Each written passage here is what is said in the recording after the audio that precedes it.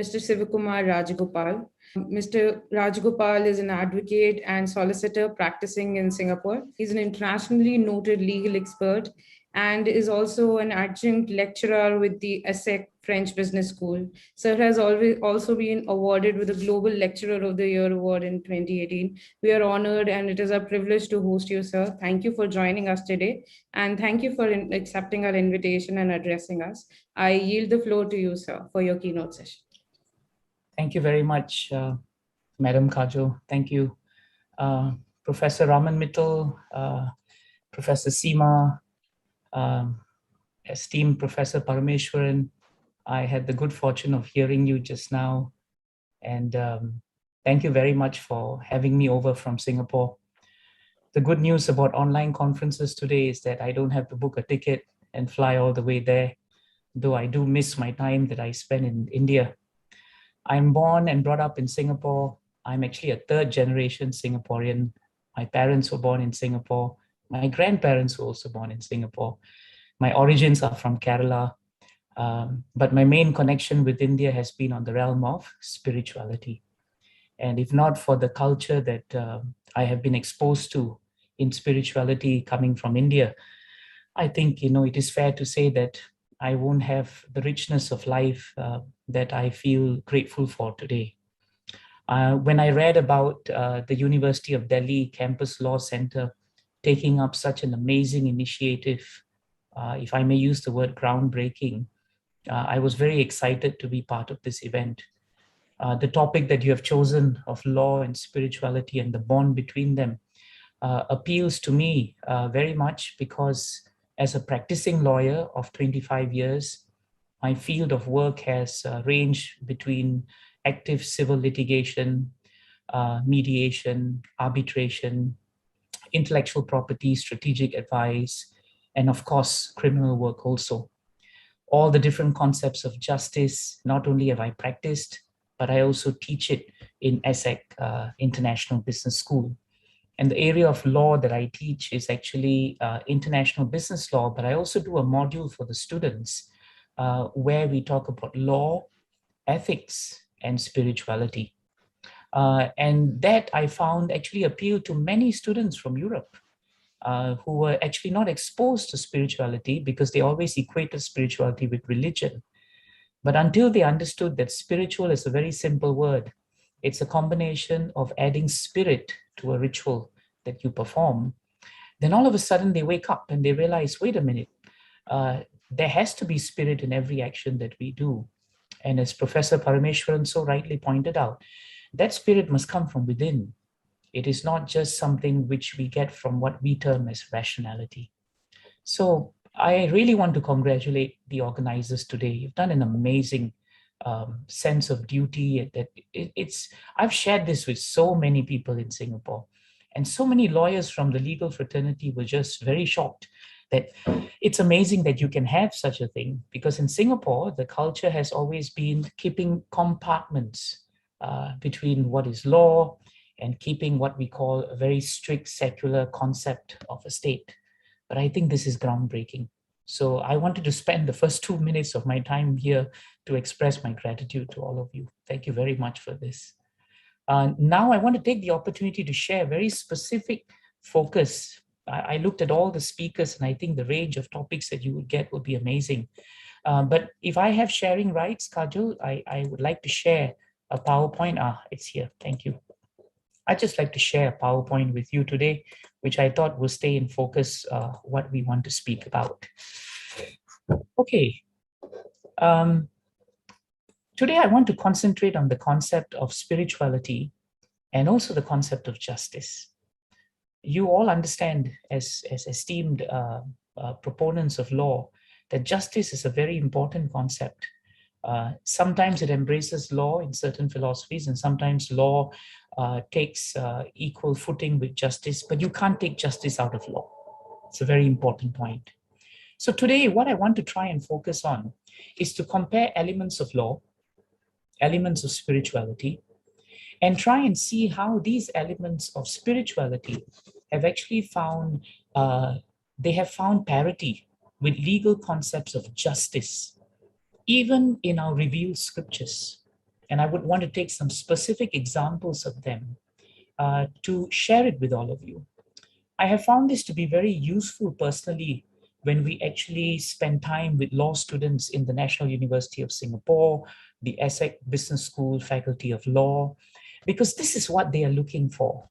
They're looking for a link, and they want to see if there's anything relevant in any kind of review scriptures that seem to resonate with concepts that we have today. So I thought I'll share this for a brief moment, and hopefully, it may be of some value. Law, what is law? Generally speaking, you have so many different functions and definitions.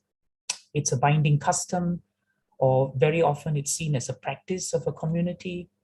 It has evolved into a rule of conduct or an action prescribed or formally recognized as being binding and forcible by some kind of controlling authority. Very often, we also refer to law from a secular point of view as a body of rules that's created by the state. It needs to be binding within a jurisdiction, and it needs to be enforced with the authority of the state through the use of what we call sanctions. What are elements of spirituality? When we talk about spirituality, as it was very nicely stated in your brochure, spirituality is very often the fountainhead or the origin of what we call today ethics and morality. The very word Dharma that we speak about is nuanced with this idea of right living, of ethics, of duty, and of a nature which is intrinsically beyond the body and more aligned with the self. So actually, in spirituality, you find that whatever that we have studied in the legal field of justice and law, very often seasoned lawyers and professors and academics like all of you there will actually inform students of law that, unknown to many of them, many of the concepts of law that we have today have always had roots in spiritual values, not just in one continent or one country, but across continents and in different religious traditions. The canon law of the church is a very good example of how law evolved as common law and civil law in Europe and the UK. The Sharia law, based on Islam, has been a very powerful pillar to keep communities together. If you know anything about Jewish religious law, which has a strong body known as halakha, which is a collective body, right, of precedents, of distinguishing factors, of even case law, so to speak. And of course, in the Vedic tradition, you have a variety of different areas. One notably that I remember is the Manu Samhita, which actually regulates and speaks about how human values should be embossed upon spiritual values coming from the highest being known as God. So it's very clear actually that we cannot escape the inescapable fact that whatever that we have studied, fundamental values that govern constitutions, that govern moral codes today, have always had links with spirituality. Now, sometimes it's very important, I believe, for persons who are interested in this field to understand the relationship between three very important areas. You have law, you have ethics, and then you have the realm of spirituality. And anyone who's skilled in jurisprudence will let you know that laws and moral standards will overlap to a certain extent. But very often, we also understand that law represents what we call a minimum set of standards for producing a desired human behavior. So in other words, if we were to tell someone to just live their life according to the law, it doesn't mean the person's value system is actually increasing. It is actually a minimum way to keep someone within the boundaries of not breaking law. But law is deeper than that, because law, when combined with what we call ethics and values, often represents a standard that should exceed what we call a legal minimum. And over and above that, you find that spiritual life and values that are given in our scriptures, they represent a standard that actually ought to exceed both law and moral standards. So this is an interesting harmony that we should understand, an interesting relationship between these three components that should be borne in mind. Now, there's always this other point that's very interesting. You have what we call the very important word in the Bhagavad Gita, the word of Dharma. You have the words Sanatan Dharma, which is the eternal occupation and nature of humanity. And this is something that's very important in spiritual realm. While we understand that all of us have different duties, occupations, preoccupations, the scriptures, and in fact, not just the Vedic scriptures, the scriptures across the world, they speak to one point, that what is that highest dharma that binds all of us? That is a very important concept to actually emboss what is the duty and value that we bring to the profession of law. In Bhagavatam, in Srimad Bhagavatam, there's a very nice point that is stated. There's a nice verse, and I'll just take the verse here. It is a verse from the Bhagavata Purana, or known as Srimad Bhagavatam. It's in the first canto, second chapter, 6th verse. Savai pumsam paro dharmo, yathor bhakti radok saje, ahaituki apratihata, yayatma suprasidati. So Bhagavata Dharma says that we all have different occupations, but we have a supreme occupation for which all humanity can actually attain to. And what is that? It is considered to be loving devotional service unto the transcendent Lord. So in other words, all of us intrinsically have the need to be accepted, the need to love, and the need to be loved. Love is a very important component which defies what we term as rationality. And yet, everyone is searching after that. The scriptures also say for us to achieve this devotion and this love, it's very important for us to understand that two components are needed. This must be pursued in an unmotivated way. Just like law, the pursuit of law, it's so important for us to dispense law without any motivation which is other than pure.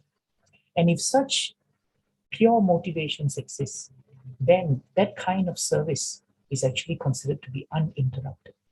And that will achieve what law and spirituality want. It will achieve satisfaction of the self. Now I want to touch on one very important focus that we are coming to. We've defined law, we've defined spirituality, we've defined the ethics that's needed for us to try and establish that link. And that is the concept of justice in jurisprudence. Now, for those of us who have studied jurisprudence, and I think that's everyone here, justice is a concept of not just about moral rightness, but it's also based on ethics, rationality, law, natural law, fairness, religion, and equity. Very often, justice is also the result of fair and proper administration of law. That's why it's such an important component of law. It is what lawyers speak to as the quality of being just. And when we do something which is considered to be just, it conforms to truth, and it expresses honesty, faithfulness, impartiality, and just treatment. If these rules are actually grounded in spiritual or religious principles, then the consensus actually is that that will actually bring members of society the great strong conviction that they will receive fair treatment. This is a very important consideration.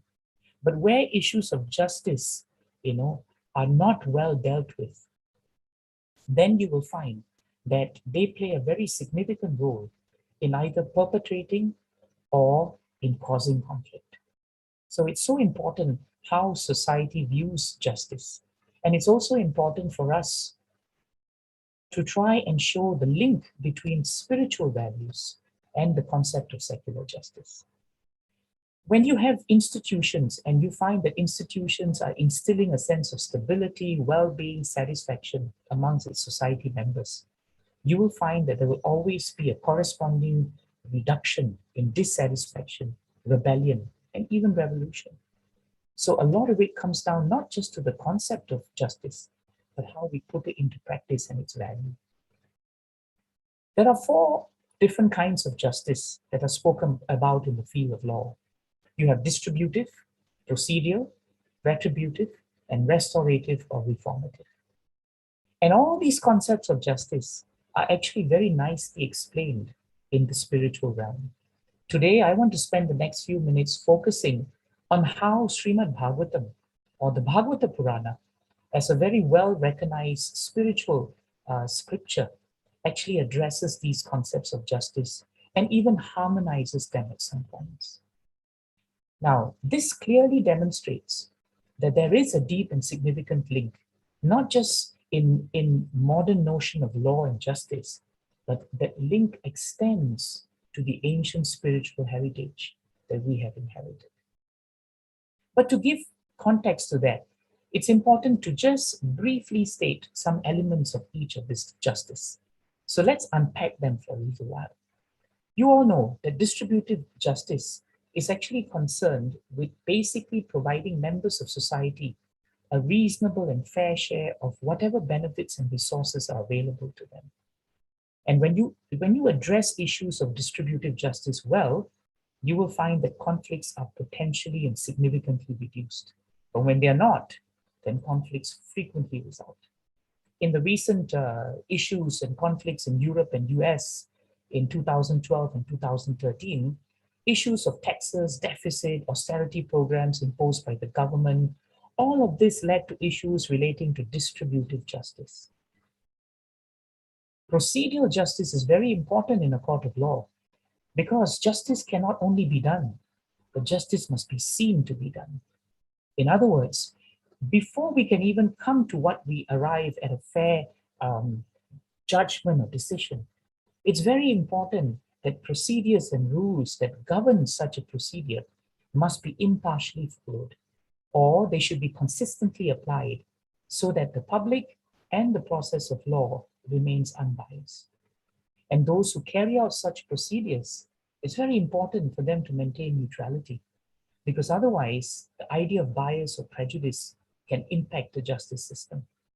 And our experience is that if people believe procedures to be fair, simply put, they are more likely to accept outcomes, even if the outcomes are difficult to accept.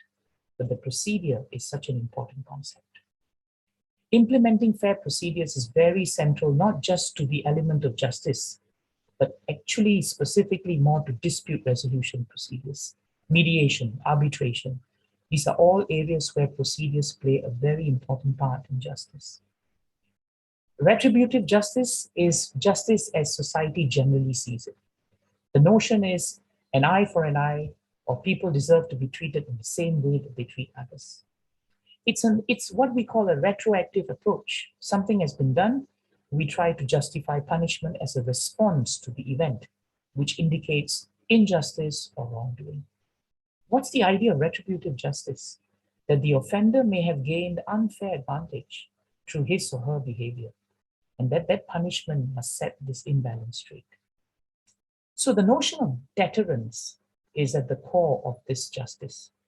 And it's very important that the punishment for committing a crime must be commensurate to what is actually the crime. This is very important because retributive justice often plays a very central role in areas like violations of international law, human rights, war crimes, international legal proceedings. Last but not least, an important component of spirituality and law is restorative justice. Restorative justice is concerned, surprisingly, with actually healing a victim's suffering. It tries to restore offenders to what we call law-abiding lives. It is very often known as reformative justice. It brings an element of justice tempered with compassion and mercy, and it tries to repair the harm that has disrupted a community. Victims who take an active role in directing this exchange will find that they actually gain what we call satisfaction and closure in such cases. So, in such areas of restorative justice, offenders are very often encouraged to understand the extent of the harm that they have caused and to take responsibility for it. And restorative justice, if used well, can very often strengthen the community. It can also prevent similar harms from happening in the future, and it's very important in managing society. So in brief, these are the different areas of justices that we have spoken about. Now, let's spend the next 5 or 8 minutes perhaps in looking at how these different concepts of justice actually have found life in the scripture of Srimad Bhagavatam. One important area is actually the area of retributive and distributive justice. And if you have read the history of Bhagavatam, you find that there's a very famous story of the Emperor Parikshit Maharaj. Parikshit Maharaj was the emperor of the whole world, Bhagavatam says. And once when he was traveling the earth, making sure that the earth was well disciplined and his subjects were well, he observed a very strange and terrible sight.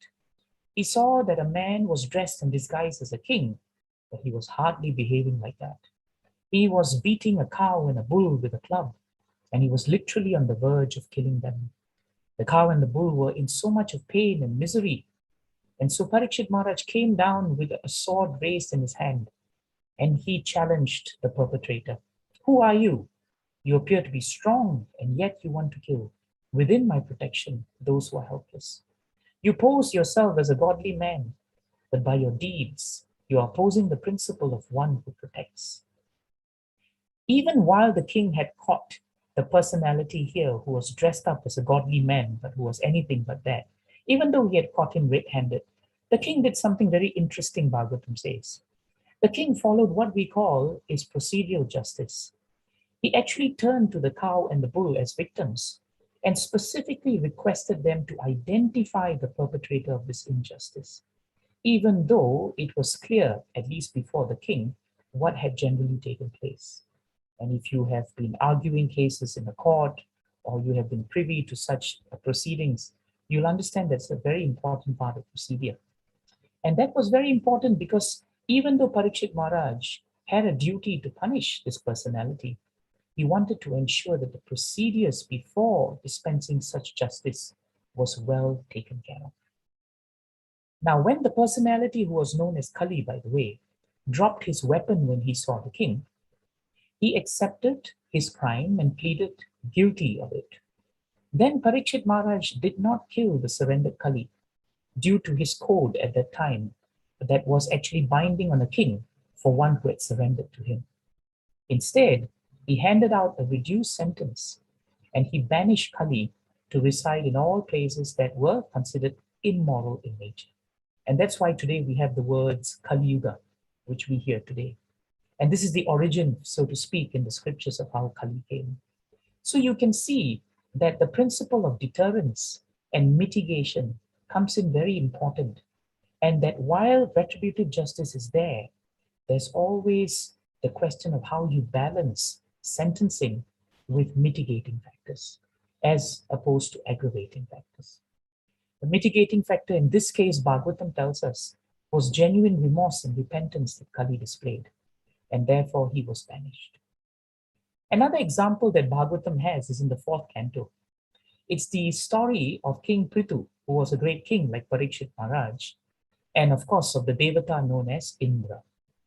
King Prithu was about to perform a great sacrifice known as the Ashwamedha sacrifice, and he was supposed to do 100 of them. He was on 99 when Indra decided out of envy to steal the horse that should have been sacrificed. If he had done that, then Prithu would have equaled Indra's record of 100 sacrifices, but he didn't want that to happen. So Prithu, as a king, set out to punish Indra for stealing the horse. But more importantly, Indra did not come in his own form. He came disguised as a renunciate, impersonation. And in doing so, he brought shame and denigration to the renunciate class of people. And therefore, Prithu Maharaj was very, very particular to want to punish him. Now, this retributive justice that Prithu wanted to mete out was meant to serve as a deterrent against future acts of sabotage or even any abuse of the principle of renunciation. And so the king was ready to actually kill Indra. However, Brahma, who was actually the creator of this material universe, stepped in and he said, Prithu, I do not think that the act of Indra stealing the horse deserves this kind of a punishment. I think as a king, you must balance that with the idea of understanding that Indra has value to society and that you should actually not perform such an act. And so Prithu refrained himself from performing that. And eventually, he prayed very hard to Lord Krishna. And Lord Krishna himself appeared in the sacrificial arena, where he brought Indra who was very guilty and feeling very ashamed, and reconciled him with Prithu. And together they amicably settled this matter. And in doing so, Indra became reformed of how he actually had committed the act. And that reformation helped him, and it helped Prithu also to reconcile this matter. So remorse, repentance, restoration, very important concepts of justice found in Srimad Bhagavatam. And in doing so, both very important kings, one of Swargaloka, one of this earth, set very important examples to society. One more example from Bhagavatam is the very famous story. It's a beautiful picture of Krishna lifting Govardhan Hill. If you remember, Krishna had to lift the Govardhan Hill in Vrindavan because the residents of Vrindavan were actually being hit very hard with torrential rain and downpour, because Indra, once again, was very angry that they had stopped worshipping him and instead they were worshipping Krishna. So Indra sent rains that threatened the lives of these citizens. But Krishna did not punish Indra directly. He looked out for the citizens and he sought to protect them by lifting Govardhan Hill. He felt that the citizens were being unfairly targeted. But by lifting the hill and offering them protection in a very strong and firm manner, Krishna sent out a strong message to Indra that such actions, which were literally criminal, would not be tolerated, and they would be swiftly counted and dealt with. Indra realized his place when this happened, and so the protection of the residents of Vrindavan acted as a firm deterrent to Indra not to continue acting in such a threatening and harmful manner. But it's also important at the end of that episode that after Krishna protected the citizens with Govardhan, he did not choose to be punitive with Indra.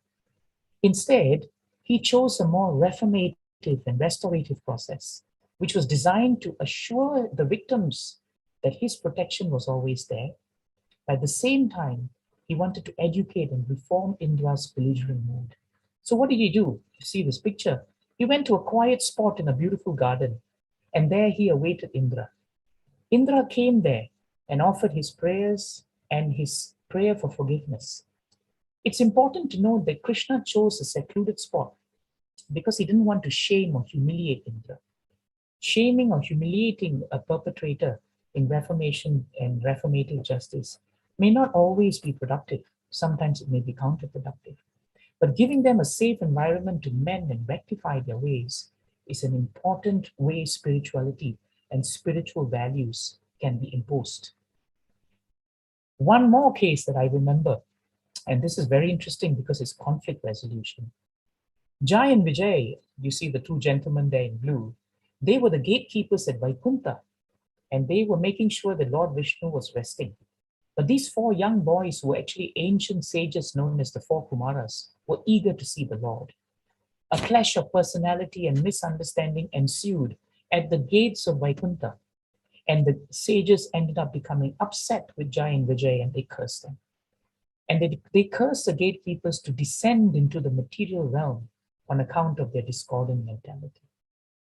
However, in this case, the supreme judge himself, the Lord, he appeared personally, and he adopted a very holistic attitude to applying justice between his devotees.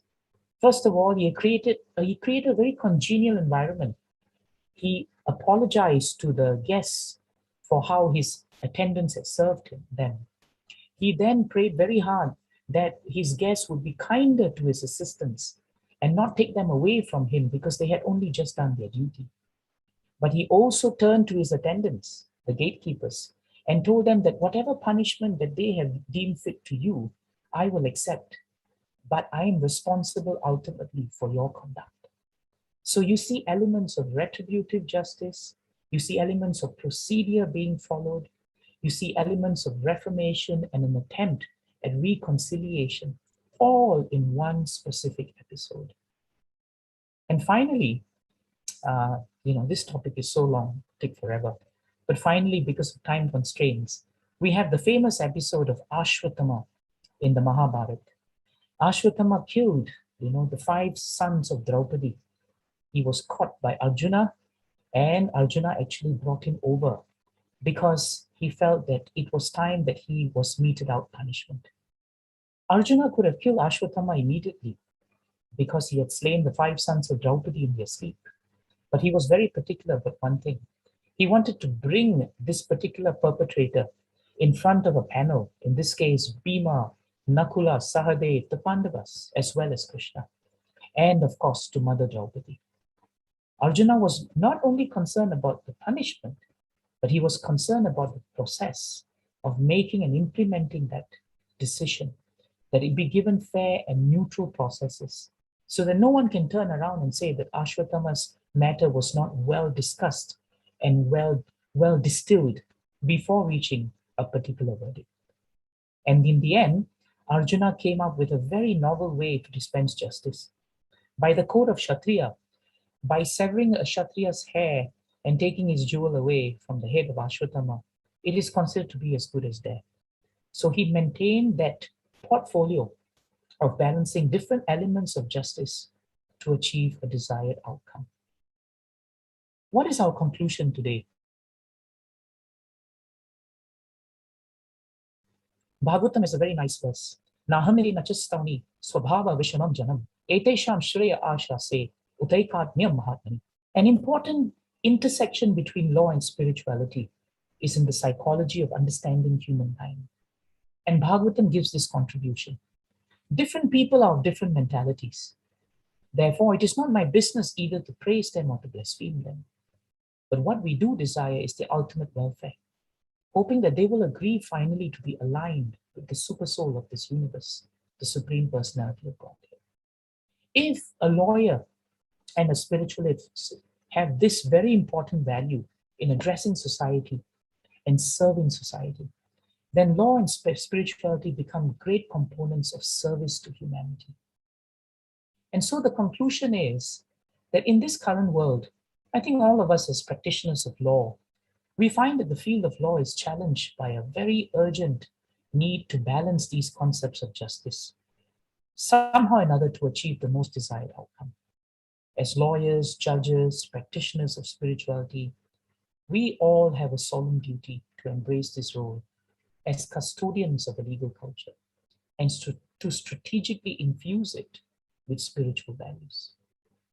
Thank you very much for giving me this opportunity to spend time with you.